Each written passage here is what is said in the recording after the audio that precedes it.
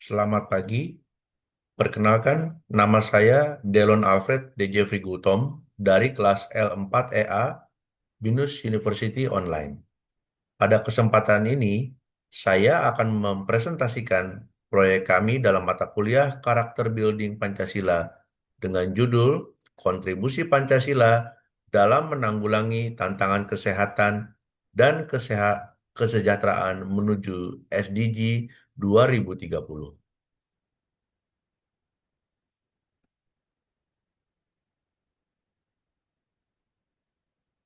SDG atau Sustainable Development Goals adalah tujuan pembangunan global yang ditargetkan tercapai pada tahun 2030.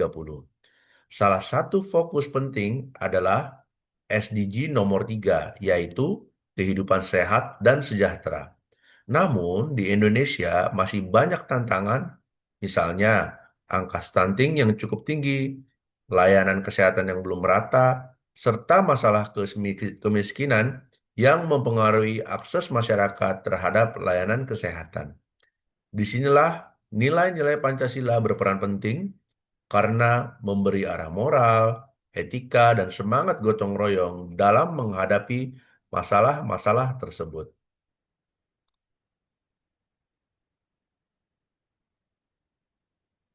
Berdasarkan latar belakang tersebut, kelompok kami merumuskan beberapa pertanyaan utama. Yang pertama adalah, apa saja tantangan kesehatan dan kesejahteraan di Indonesia menuju SDG 2030? Lalu yang kedua adalah, bagaimana nilai-nilai Pancasila dapat diterapkan untuk mengatasi tantangan ini?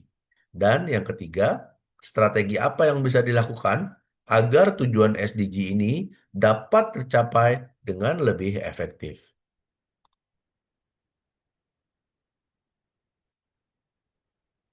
Dari hasil kajian, wawancara, dan observasi, kami menemukan hasil temuan di lapangan. Beberapa hal penting diantaranya adalah masih adanya ketimpangan layanan kesehatan, terutama di daerah terpencil. Lalu, angka stunting dan gizi buruk juga masih tinggi, serta jaminan sosial seperti BPJS yang belum merata untuk masyarakat yang rentan.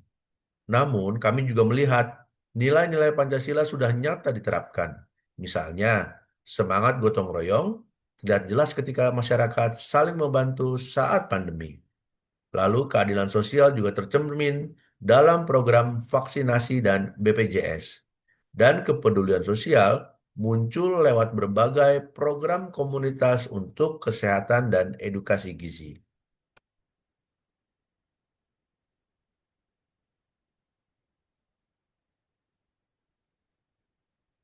Lalu, dari hasil temuan-temuan tersebut, ada solusi dan strateginya. Nah, untuk pemerintah perlu memperkuat pemerataan fasilitas kesehatan, memperbaiki sistem BPJS, dan memastikan kebijakan selalu sejalan dengan nilai-nilai Pancasila. Untuk masyarakat, perlu lebih aktif berpartisipasi dalam program kesehatan seperti Posyandu dan Germas atau Gerakan Masyarakat Sehat. Sementara untuk generasi muda, peran kita sangat besar. Kita bisa menjadi agen perubahan melalui edukasi gaya hidup sehat, kampanye sosial, dan juga memanfaatkan inovasi digital di bidang kesehatan.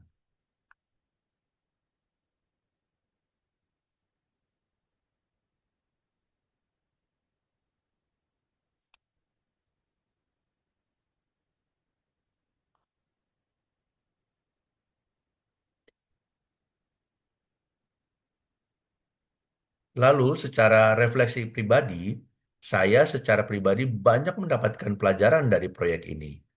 Saya berperan dalam merangkum hasil wawancara dari berbagai narasumber, dan dari situ saya belajar mendengarkan secara aktif, berpikir kritis, dan menghargai kontribusi setiap orang.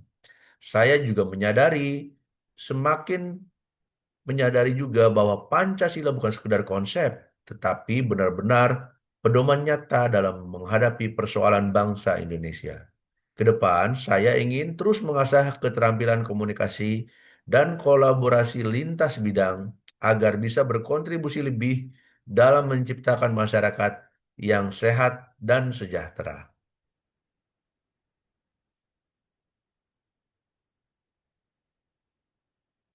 Sebagai penutup, penerapan nilai-nilai Pancasila sangat relevan untuk menanggulangi tantangan kesehatan dan kesejahteraan menuju SDG 2030. Sebagai generasi muda, kita semua bisa menjadi agen perubahan dengan aksi nyata sekecil apapun itu. Dan demikianlah presentasi dari saya. Terima kasih atas perhatian dari Bapak, Ibu dosen, dan teman-teman semua. Terima kasih.